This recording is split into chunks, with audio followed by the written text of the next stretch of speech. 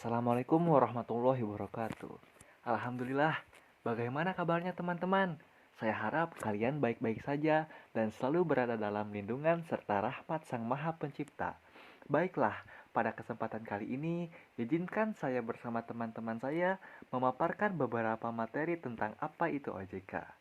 Dengan maksud dan tujuan untuk memenuhi salah satu tugas ujian akhir semester genap, mata kuliah bank dan lembaga keuangan yang alhamdulillah kami berada dalam bimbingan Bapak Dr. Muhammad Rizaldi Insan Baihaqi, SE.MM, yang senantiasa membimbing kami dari awal sampai akhir pembelajaran. Semoga beliau selalu dalam lindungan dan rahmat Sang Maha Semoga beliau selalu dalam lindungan dan rahmat Sang Maha Pencipta. Dan semoga ilmu yang beliau sampaikan berkah dan bermanfaat khususnya bagi kami semua yang diajarnya. Penasaran kan apa itu pengertian dan alasan dibentuknya OJK? Serta masih banyak lagi pengetahuan lain tentang OJK. Simak video ini sampai akhir, namun sebelumnya izinkan kami memperkenalkan diri terlebih dahulu. Saya, Hadan Suri Ayasi, dan teman-teman saya, Repan Valentino, Ahmad Abdul Fatah, dan Riza Fazrul Falah. Untuk selanjutnya, simak video ini sampai selesai. Memahami dan mengerti mengenai fungsi dan peranan otoritas jasa keuangan atau yang sering kita sebut yaitu OJK. Poin ke-1, pengertian otoritas jasa keuangan. Yang kedua, fungsi dan peranan otoritas jasa keuangan. Poin terakhir, sejarah dan perkembangan otoritas jasa keuangan. Baik, langsung saja kita ke pengertian otoritas jasa keuangan. Berdasarkan Undang-Undang Nomor 21 Tahun 2011, lembaga ini didirikan untuk melakukan pengawasan atas industri jasa keuangan secara terpadu.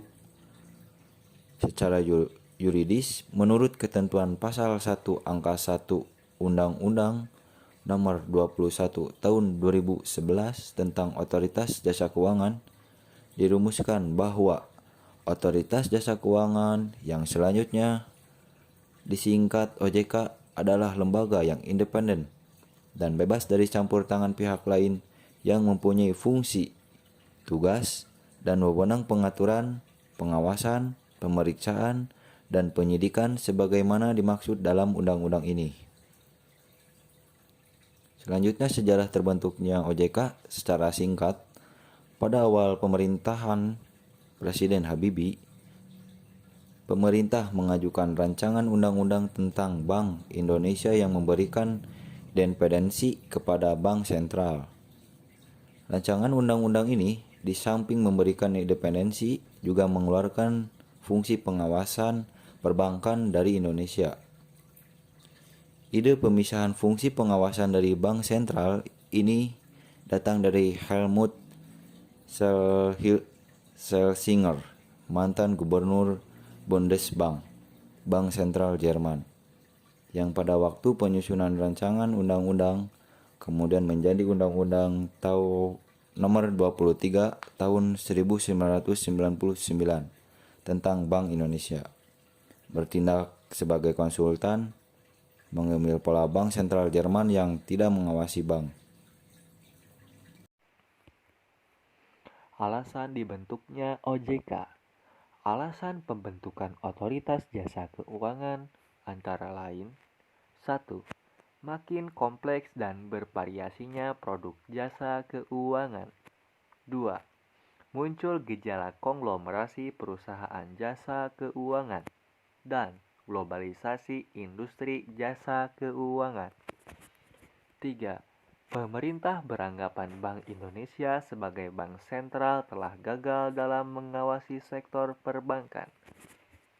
Kegagalan tersebut dapat dilihat pada saat krisis ekonomi melanda Indonesia mulai pertengahan tahun 1997.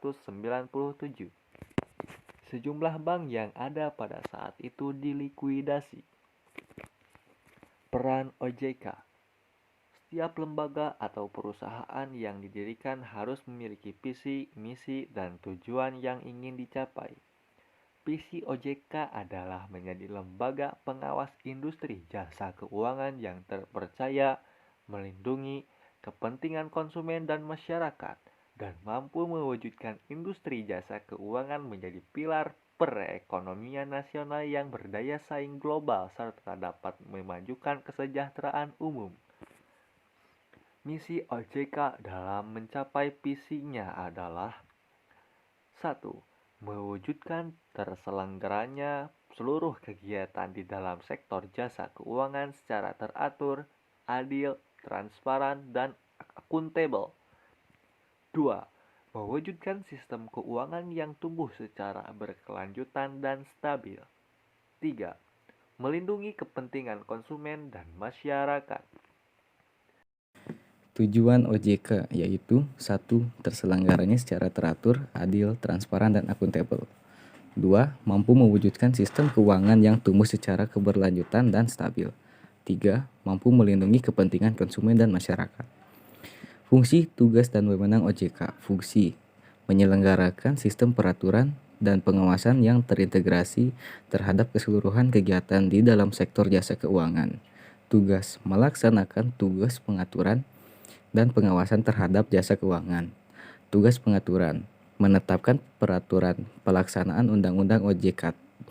Tugas pengawasan: OJK menetapkan kebijakan operasional pengawasan, melakukan pengawas, pemeriksaan, penyidikan, perlindungan konsumen, dan tindakan lain terhadap lembaga jasa keuangan. Ruang lingkup pengaturan pada dasarnya memuat ketentuan tentang organisasi dan tata kelola dari lembaga yang memiliki otoritas pengaturan dan pengawasan terhadap sektor jasa keuangan.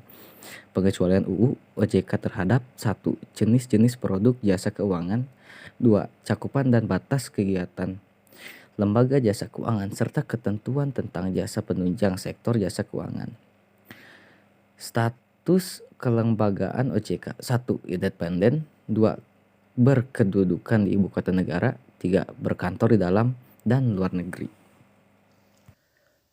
Kegiatan otoritas jasa keuangan. Yang pertama, kegiatan jasa keuangan di sektor perbankan. Yang kedua, kegiatan jasa keuangan di sektor pasar modal. Dan yang ketiga, kegiatan jasa keuangan di sektor perasuransian, dana pensiun, lembaga pembiayaan, dan lembaga jasa keuangan lainnya. Pengaturan dan pengawasan mengenai kelembagaan bank meliputi: 1. Perizinan pembuatan bank, pembukaan kantor bank, anggaran dasar, rencana kerja, kepemilikan, kepengurusan dan SDM, merger, konsolidasi dan akuisisi bank, serta pencabutan izin usaha. Yang kedua, kegiatan usaha bank antara lain sumber dana, penyediaan dana, produk hibridasi, dan aktivitas di bidang jasa. Pengaturan dan pengawasan mengenai kesehatan bank yang meliputi likuiditas, rentabilitas, solvabilitas, kualitas aset, rasio kecukupan modal minimum, batas maksimum pemberian kredit, rasio pinjaman terhadap simpanan, dan pencadangan bank. Yang kedua, laporan bank yang terkait dengan kesehatan bank. Yang ketiga, sistem informasi debitur. Yang keempat, pengujian kredit. Dan yang kelima, standar akuntansi bank. Pengaturan dan pengawasan mengenai aspek kehati-hatian bank. Yang pertama, manajemen risiko. Yang kedua, tata kelola bank. Yang ketiga, prinsip mengenai nasabah dan anti pencucian uang. Yang keempat, pencegahan pembiayaan terorisme dan kejahatan perbankan. Kode etik OJK. Yang pertama, kode etik OJK adalah norma dan asas mengenai kepatutan dan kepantasan yang wajib dipatuhi dan dilaksanakan oleh seluruh anggota dewan, komisioner, pejabat, dan pegawai OJK dalam melaksanakan tugas. Yang kedua, komite etik adalah organ penduduk dewan komisioner yang bertugas mengawasi kepatuhan dewan demisioner, pejabat, dan pegawai OJK terhadap kode etik. Cukup sekian materi tentang OJK yang dapat kelompok kami sampaikan. Mohon maaf apabila masih terdapat kekurangan karena kami masih dalam tahap pembelajaran. Sampai bertemu di video selanjutnya. Wassalamualaikum warahmatullahi wabarakatuh.